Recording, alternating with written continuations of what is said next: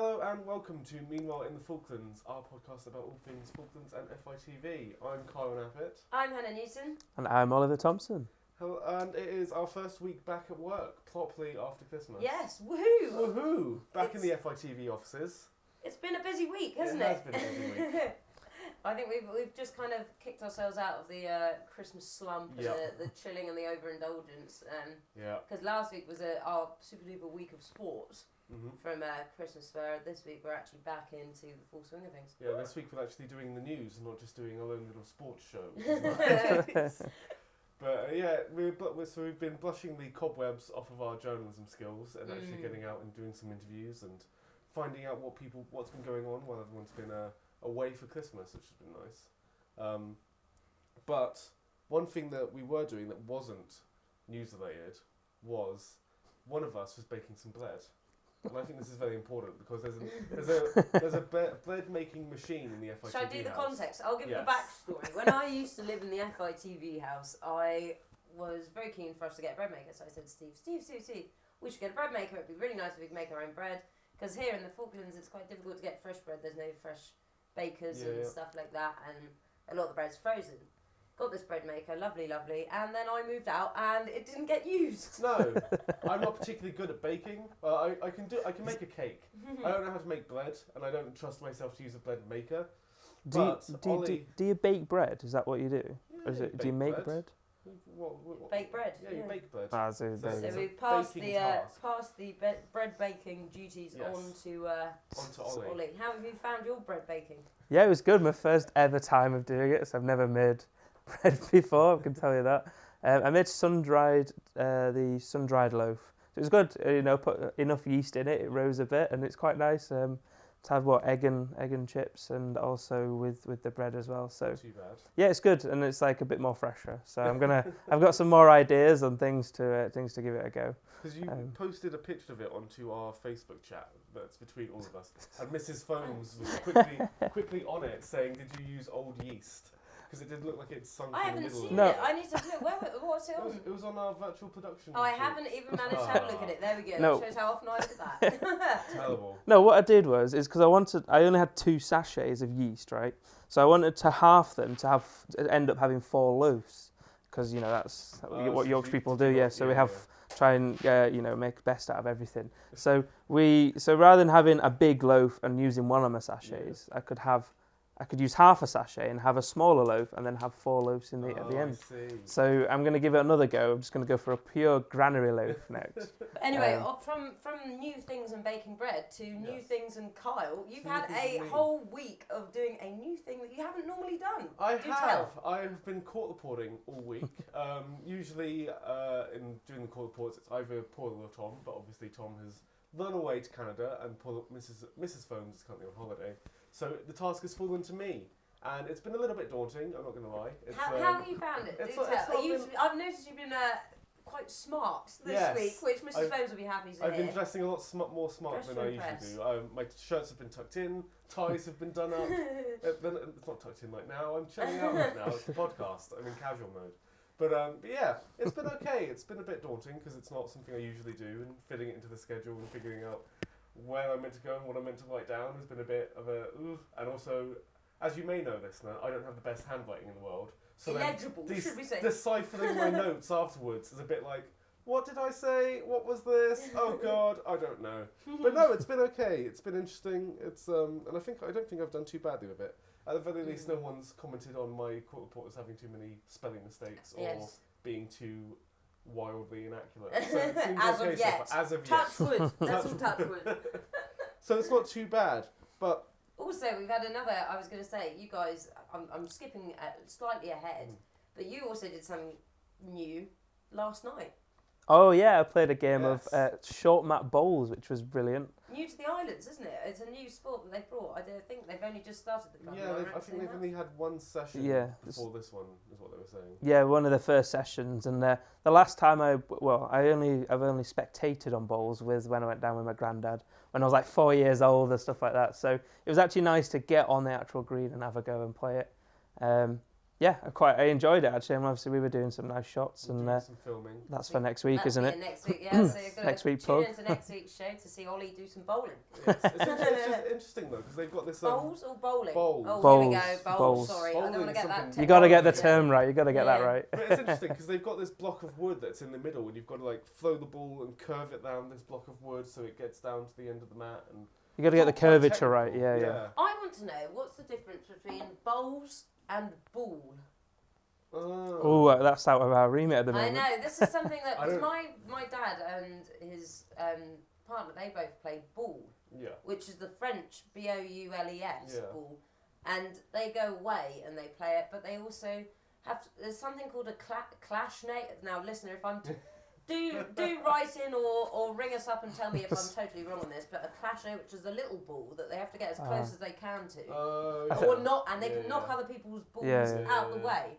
I think bowls is bigger in terms Yeah. of the size, because you have a jack, which is the smaller ball, which is quite big and quite heavy actually, and they have a bigger rolling balls as But I well. didn't realise you have a block of wood in the middle with. Yeah, I Bowls. think with Sorry, bowls, I'm getting I think confused. with bowls you do, but with balls you don't. This is all Okay. going to be totally confusing. I know it is. But it's short mat ball, so I'm going to throw another spanner in the works, because lawn bowls you don't have that block. And So you've got longer. Is it? I'm guessing it would be a longer longer green, yeah, green and exactly. things. But this is actually inside, isn't it? Yeah, it is. But It's they all don't, So is it on a mat?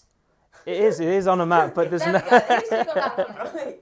But they don't have any facilities at the moment. But I think they're planning in the future to get some facilities. Yeah. Stanley short mat bowls seems Yeah. to have a ring to it, Well, doesn't it? I think they want to expand it into like so that the kids can have a go and Yeah. other people in the community can give it a go. Because I think they've got a proper team that goes off to the Island Games or the Commonwealth Games Yeah. and plays short mat bowls there. That is Yeah. Which is very exciting. good. And I think there's a few players there that have played that competitively before, Yeah. which is good. But do stay tuned for stay next tuned. week. Yeah. Watching on FITV. But in another week of firsts, Ollie had his first driving lesson in the Falklands. Oh yeah, First two driving I had lessons in the two. Falklands. Two, Do yeah. tell, how did they How go? did they go? Right. Well, the first one went good. I really enjoyed it going off-roading. Well, not off-road, yeah, a bit of off-roading around that to Fitzroy, Yeah. the Fitzroy Farms. That was quite good. But it's quite awesome because the turning circles are so big here. So that's thing I wasn't used to. But as soon as I went with Graham, and as soon as I finished, I was quite confident Do tell to do the it. listener, what's the MPA road like for listeners who Yes. might not be in the Falklands? Can you give us a little Please context describe on the the MPA MPA road. road? I mean, do you call it a road or do you call it? No, that's bad. But no, it's more of a dirt track, I'd say. And obviously, there's a few manoeuvres, there's a few kind of tips and tricks Graham was giving me, so to get used to that. Yeah. Lots So- of potholes as well, Lots aren't of there? Yeah, you have to And avoid that. gravelly Lots of bits gravel. and Well, yeah, you feel as if you're driving along marbles Yeah. at one point, and obviously the wind's attacking you as well. Yeah.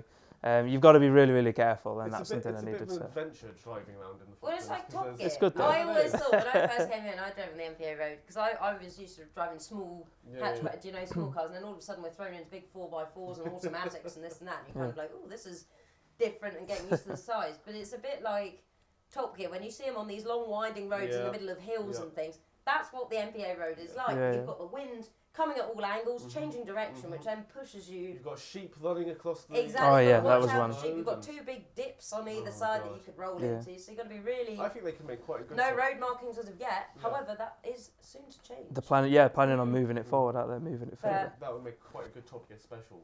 Yes. Or an I think they FITV enjoy it. special. That's Could do true, another one of actually. that. Plug that one there. God. But that's good. So you're out and about driving, which is very good. Yes. And we're Well- also out and about driving this afternoon. Oh, no, So good. we're on a little bit of a road trip this afternoon, actually, to go see HMS Forth. Yes. It's arrived at East Coast Port at Mare Harbour, and it's the new Navy patrol vessel Yes. taken over from HMS Clyde.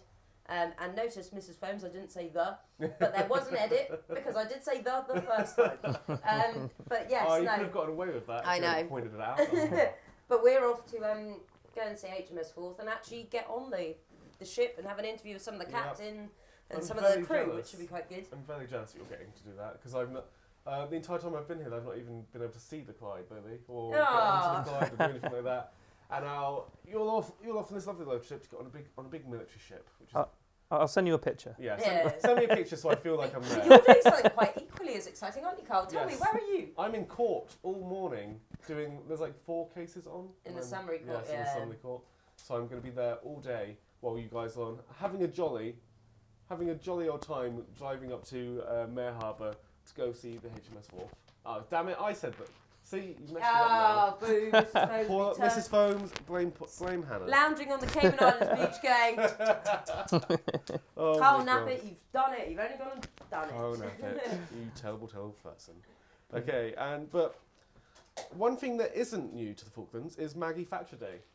Yes. That is it's what? It's today, actually. It is today. Maggie Thatcher Day is today, and it's And actually quite exciting. Yeah, and it marks 37 years since Mrs. Thatcher first visited the islands after the Falklands War, and she was given the freedom of the islands, or Yes. yeah, some kind of award like that. I was quite lucky, actually, because last year I did a piece on it. And I had no idea what Maggie Thatcher Day was, or we should probably say Margaret Thatcher Margaret Thatcher. Day, and why she was so important here in the islands. And we've actually put the package in this Yes, we have. this show.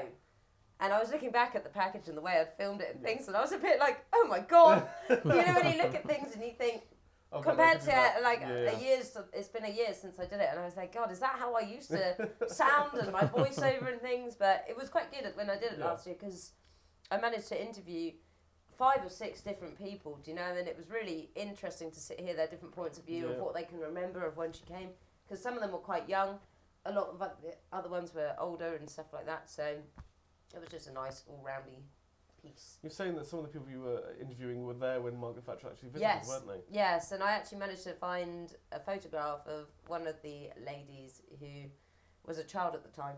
Oh. And I showed it to her and she's like, oh my God, that's me.